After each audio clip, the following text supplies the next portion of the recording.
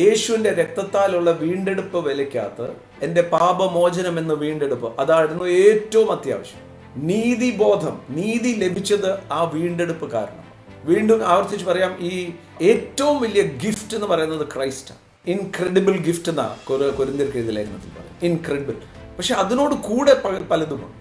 വെറും സ്വർഗത്തിൽ പോകാൻ മാത്രമല്ല, ഭൂമിയിൽ ഒരു വാഴ്ചയുടെയും സമൃദ്ധിയുടെ ജീവനുണ്ട്. അതെങ്ങനെ അറിയാം? Right knowledge of the word of God. അല്ലെങ്കിൽ എന്ത് സംഭവിക്കും? You will toil for the blessing. നമ്മൾ ആ അനുഗ്രഹം കിട്ടാൻ അധ്വാനിക്കും. നമ്മൾ അനുഗ്രഹം അനുഭവിക്കാൻ മറ്റുള്ളവർ അനുഭവിക്കുന്ന കണ്ടിട്ട് നമ്മൾ പറയുമോ അതൊക്കെ മുഴുവൻ വളഞ്ഞ വഴിയും തട്ടിപ്പോവാ. അല്ല, ഒരാൾ ദൈവത്തിലാണ്, അയാൾ അനുഗ്രഹിക്കപ്പെടും. അതിനകത്ത് ഒരു സംശയവുമില്ല.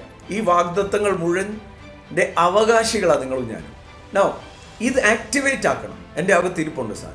അതുകൊണ്ടാണ് ഈ കൊലോസ്യർക്ക് എഴുതിയ ലേഖനത്തിൽ പറയുന്നത്, നിങ്ങൾ യേശുവിനെയാണോ കർത്താവ് എന്ന് പറഞ്ഞിരിക്കുന്നത്, അവനിൽ വേരൂന്നി അടിസ്ഥാനപ്പെട്ടു.